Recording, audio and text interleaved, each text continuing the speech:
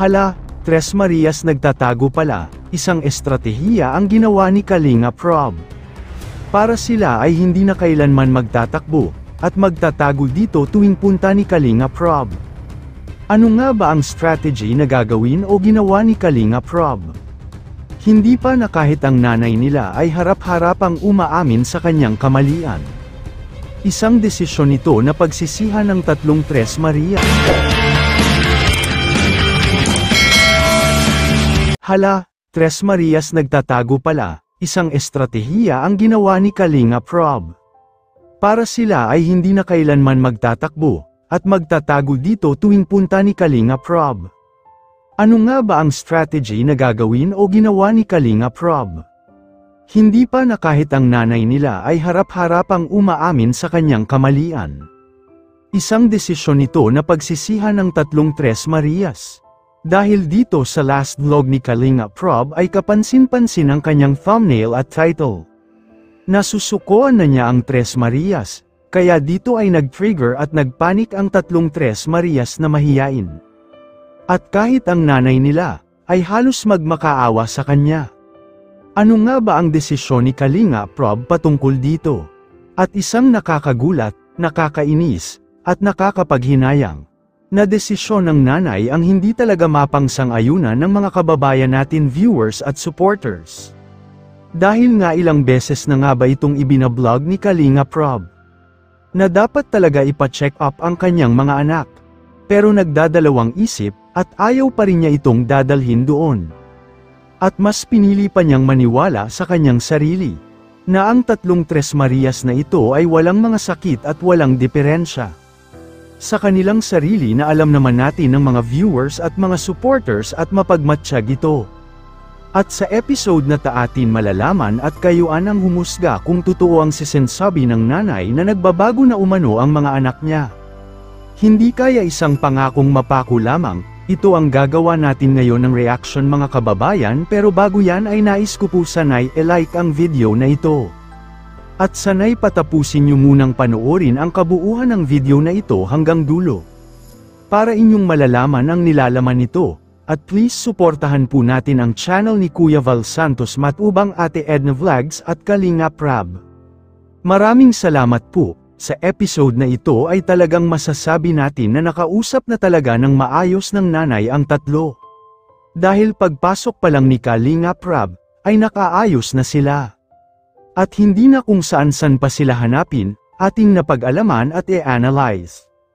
Na tuwing pupunta ang Kalingap team, ay naikwento dito na sila pala noong mga araw na sila ay ibinablog. So far ay nasa episode 12, na ito mas pinipili pa palang magtatago at magtatakbo ang tatlo habang nandyan ang Kalingap team. Na pinamumuan ni Kuya Bal at ni Kalingap Rob. Dito kasi sa kwentuhan nila sa tatlong Tres Marias at ni Kalingap Rob ay ating napansin na nangako ang tatlong Tres Marias na hindi na raw ito magtatakbo at magtatago pa muli. So ibig sabihin ito, ay ginagawa talaga nila noong at tuwing ibinablog sila ni Kalingap Rob, hindi lang talaga ito nakikita sa video o sa camera, na ito ang kanilang ugali na dapat ay hindi talaga nila ginagawa, dahil nga sa SOP kasi ito sa Kalingap, na dapat sila at haharap ng maayos at sasagot sa kanila. Dito ay natutuwa talaga si Kalingap Rob sa pagkakataong ito, kaya kahit sa nanay nila at tahasang sinabi, na garantisado, at may assurance, na kahit anong ipapagawa na sa tatlong Tres Marias ay susunod na ito.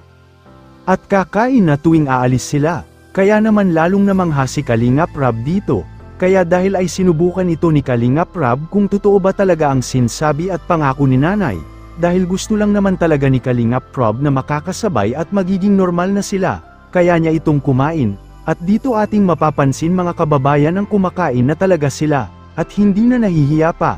Pero pilit pa rin kasi talaga ang mga galawan nila, dahil ang nanay kasi ang talagang nagsasabi na kakain na at makikita sa mukha niya na parang galit na ito sa anak niya. Kahit sa inyo mga viewers ay mahahalata talaga natin na sa pilitan lang ang pagpapakain sa kanila.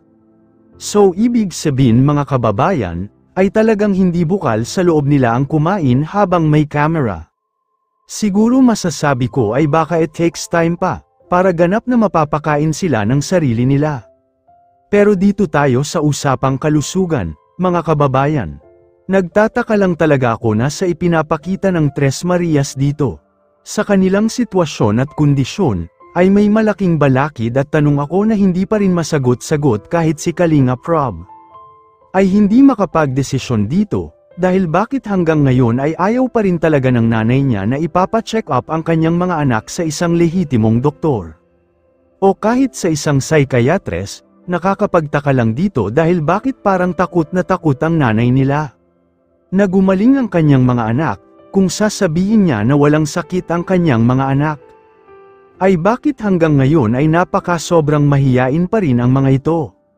Madali lang sabihin na wala na silang karamdaman o wala na silang sakit. O wala na silang dapat pang ipapa-check up, pero nakikita kasi natin ng mga viewers at supporters na meron talagang mali ang ginagawa ng nanay, kung ating pansinin ang kanilang pagkamahiyain. Ay very normal lang siguro kung first time or second time ay mahihiya kayo sa kaharap nyo. Pero pagdating nga dito sa tatlong Tres Marias, ay para bang accept o tanggap na nila na sila talaga ay napakamahiyain.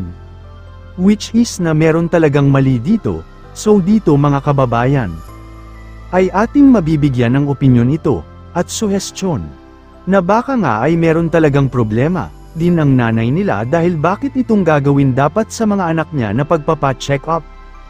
Ay nakakabuti sa anak nila, ay bakit ay ayaw pa rin niya itong ipapa-check up kudos wala daw itong sakit. At sadyang mahiyain lamang pero kung ating pansinin, lahat kayo mga viewers ay kahit kayo ang magbigay ng inyong opinyon, ay talagang meron po talagang diferensya, ang kanyang mga anak dahil kung mahiyain lamang, ay hindi ibig sabihin ay habang buhay na silang ganito at magtatago sa likod ng kanilang karamdaman. Ang pagkamahiyain ay pwede lamang mangyari sa isang tao, kung first time, second time, third time, lang silang nagme-meet o nagtatagpo. At para naman kay nanay, bakit kailangan lang niyang takpan ang mga nakatagong problema sa mga anak niya? At dito wala na talaga magagawa ang Kalingap team dito. At ang opinion ko dito, ay kung ano ang ipinakitang katangian ng Zombie Sisters dati. Ay ganun pa rin sila hanggang ngayon, nagpanik at nag-trigger lang talaga sila sa pagsabi ni Kalingap Rob na susukuan na sila.